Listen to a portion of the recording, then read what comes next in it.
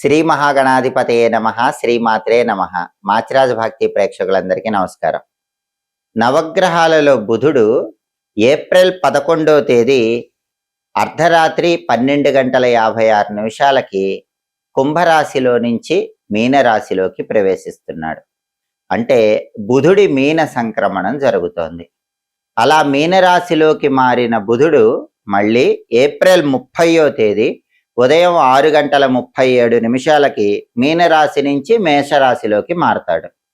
అంటే ఏప్రిల్ 11వ తేదీ నుంచి ఏప్రిల్ 29వ తేదీ వరకు బుధుడు మీనరాశిలో ఉంటాడు.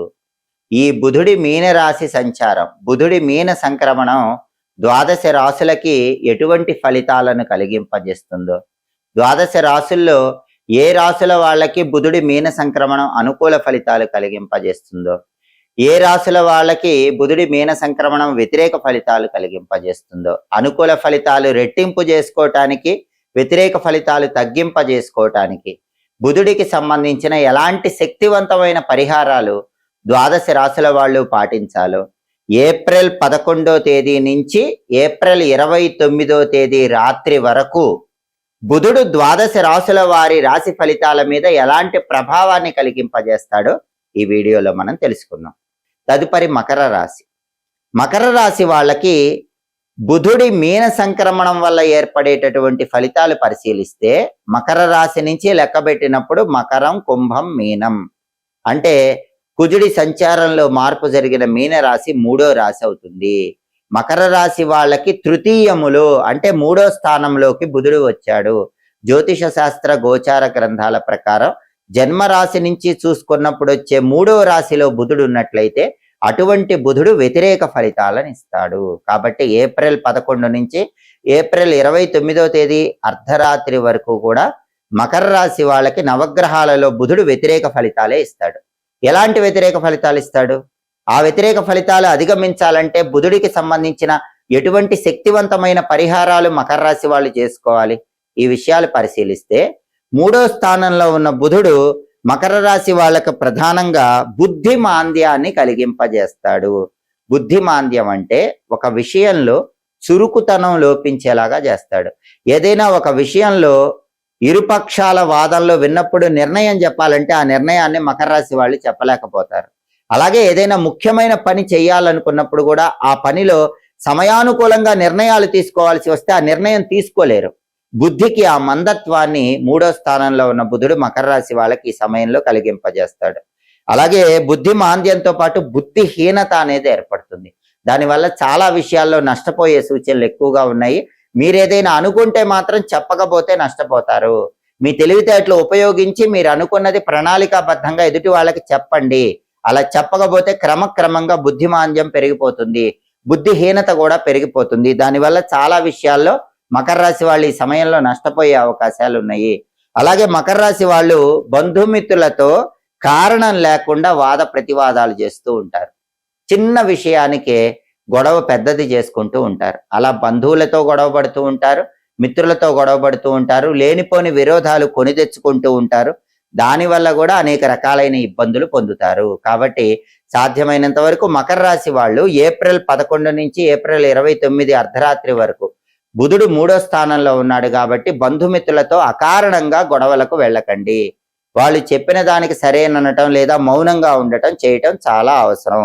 అలాగే అధికారుల ముందు కూడా పనిచేసే చోట చులకన అయ్యే అవకాశాలు ఉన్నాయి. అంటే మీరెంత అద్భుతంగా పనిచేసినా సరే ఆఫీసులో బాస్ మిమ్మల్ని చులకన చేస్తాడు, మీ గురించి తప్పుగా మాట్లాడేలాగా చేస్తాడు. అంతకుముందు మిమ్మల్ని ఎంతగానో ప్రశంసించిన బాసు బుధుడు మీకు ఎప్పుడైతే 3వ స్థానంలోకి వచ్చాడో వెంటనే బాస్ మిమ్మల్ని డిగ్రేడ్ చేయటం, మీ గురించి చులకనగా మాట్లాడటం, ఇవన్నీ కూడా చేసే విధంగా 3వ స్థానంలో బుధుడు ఫలితాన్ని ఇస్తూ ఉంటాడు. అలాగే మకర రాశి వాళ్ళు ప్రధానంగా గుర్తుపెట్టుకోవాల్సిన ఇంకొక విషయం ఏంటంటే శత్రువుల విషయంలో చాలా జాగ్రత్తగా ఉండాలి. ఎందుకంటే తృతీయంలో 3వ స్థానంలో బుధుడు శత్రువుల వల్ల బాగా నష్టాన్ని కలిగింపజేస్తూ ఉంటాడు. బహిర్గత శత్రువులు, అంతర్గత శత్రువులు, కనిపించే శత్రువులు, కనిపించని శత్రువులు, ఈ 2 రకాలైనటువంటి శత్రువుల విషయంలో కూడా మకర రాశి వాళ్ళు చాలా అప్రమత్తంగా వ్యవహరించాలి. ఎందుకంటే 3వ స్థానంలో బుధుడు శత్రువుల వల్ల ఎప్పుడు ఏదో ఒక సమస్యలు కలిగింపజేస్తూ ఉంటాడు. బుద్ధిమాంద్యము, బుద్ధిహీనత, శత్రువుల వల్ల ఇబ్బందులు, అలాగే వాద ప్రతివాదాల వల్ల బంధుమిత్రులతో లేనిపోని విరోధం, ఇవన్నీ కూడా 3వ స్థానంలో బుధుడు మకర రాశి వాళ్ళకి ఇస్తాడు. కాబట్టి మకర రాశి వాళ్ళు బుధుడిచ్చేటటువంటి ఈ వ్యతిరేక ఫలితాలు తొలగింపజేసుకోవాలంటే బుధుడికి సంబంధించిన శక్తివంతమైన పరిహారాలు చేసుకోవాలి. బుధుడి మీన సంక్రమణం వల్ల వ్యతిరేక ఫలితాలు వచ్చే రాశుల వాళ్ళు వ్యతిరేక ఫలితాలు తగ్గింపజేసుకోవాలన్నా, అనుకూల ఫలితాలు వచ్చే రాశుల వాళ్ళు అనుకూల ఫలితాలు రెట్టింపు చేసుకోవాలన్నా బుధుడికి సంబంధించిన శక్తివంతమైన పరిహారాలు చేసుకోవాలి. ఆ పరిహారాలు ఎప్పుడు చేసుకోవాలంటే బుధుడు మీనరాశిలో ఉన్నంత కాలం బుధవారాలు చేసుకోవాలి. అంటే ఏప్రిల్ 11వ తేదీ నుంచి ఏప్రిల్ 29వ తేదీ అర్ధరాత్రి వరకు ఈ మధ్యలో వచ్చే బుధవారాలు బుధుడికి సంబంధించిన శక్తివంతమైన పరిహారాలు ద్వాదశ రాశుల వాళ్ళు చేసుకోవాలి. అప్పుడు అనుకూల ఫలితాలు రెట్టింపు అవుతాయి, వ్యతిరేక ఫలితాలు పూర్తిగా తగ్గిపోతాయి. బుధుడికి సంబంధించిన శక్తివంతమైన పరిహారాల్లో మొట్టమొదటి పరిహారం స్నానం. అంటే ఈ సమయంలో వచ్చే బుధవారాలు మీరు స్నానం చేసే నీళ్లలో కొన్ని గరిక పూసలు కలుపుకొని ఆ నీళ్లతో స్నానం చెయ్యండి. అలా చేస్తే బుధుడి బలం పెరుగుతుంది. అలాగే మీరు స్నానం చేసేటప్పుడు ఈ సమయంలో వచ్చే బుధవారాలు బుధుడికి సంబంధించినటువంటి ప్రియంగు కళికా శ్యామం రూపేణ ప్రతిమం బుధం సౌమ్యం సౌమ్య గుణోపేతం తం బుధం ప్రణమామ్యహం అంటూ బుధుడికి సంబంధించిన ధ్యాన శ్లోకం చదువుకోవటం.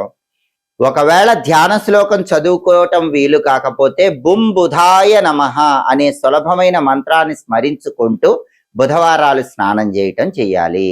కాబట్టి ఏప్రిల్ 11 నుంచి ఏప్రిల్ 29 మధ్యలో వచ్చే బుధవారాలు స్నానం చేసే నీళ్లలో గరికపోచలు వేసుకొని స్నానం చేయండి. బుం బుధాయ నమః అనే మంత్రం చదువుకుంటూ స్నానం చేయండి.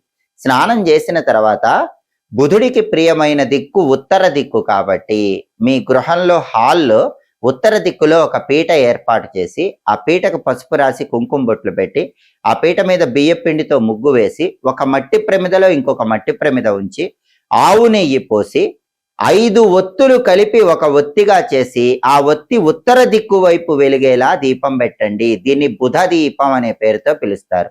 బుధుడికి ఇష్టమైన అంకె 5.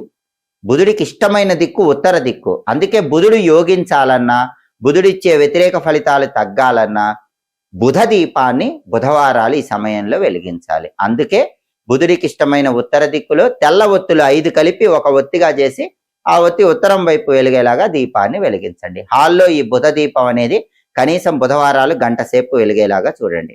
అలాగే వీలైతే బుధవారం రోజు పగలు ఉపవాసం ఉండి రాత్రికి పెసరపప్పుతో చేసినటువంటి పదార్థాలు ఆహారంగా స్వీకరించండి.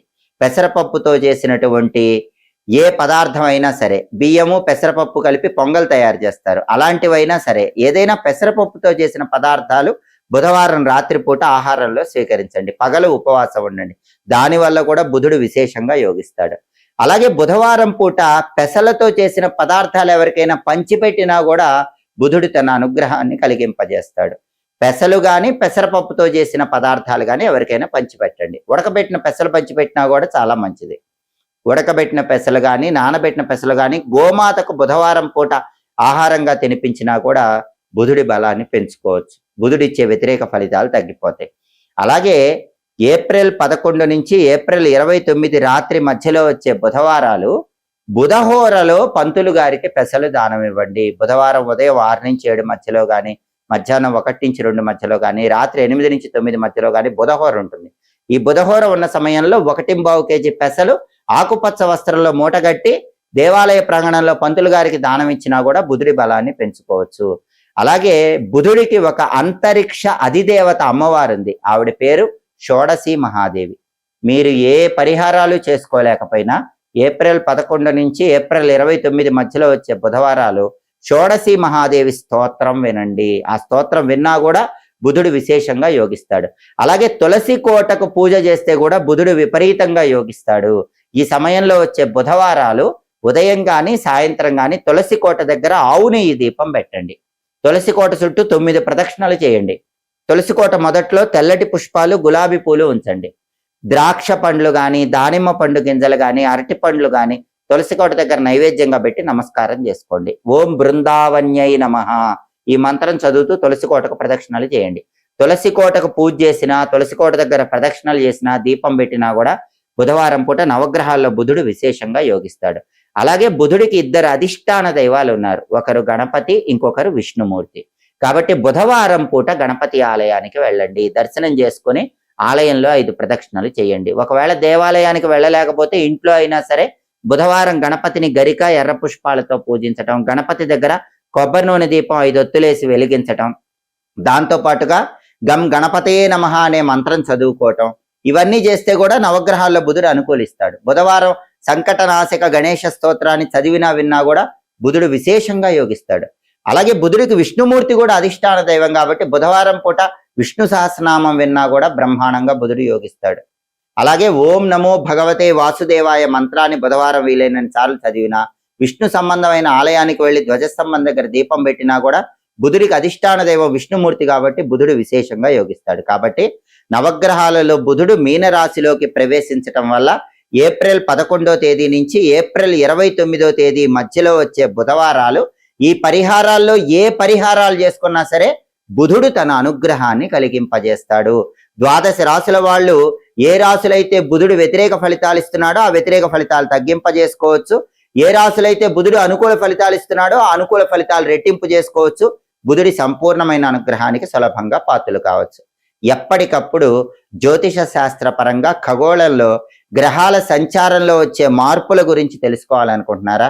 ఆ మార్పులు మీ రాశికి ఎటువంటి ఫలితాలను కలిగింపజేస్తాయో, అనుకూల ఫలితాలు ఇస్తాయో ప్రతికూల ఫలితాలు ఇస్తాయో తెలుసుకోవాలనుకుంటున్నారా?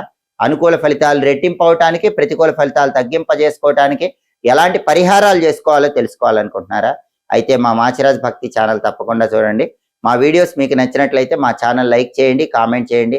మా ఛానల్ వీడియోస్ 10 మంది మిత్రులకు షేర్ చేయండి. మా ఛానల్ సబ్స్క్రైబ్ చేసుకోండి. పక్కన ఉన్న బెల్ సింబల్ నొక్కటం మాత్రం మర్చిపోకండి. సర్వే జనాః సుఖినో భవంతు. స్వస్తి.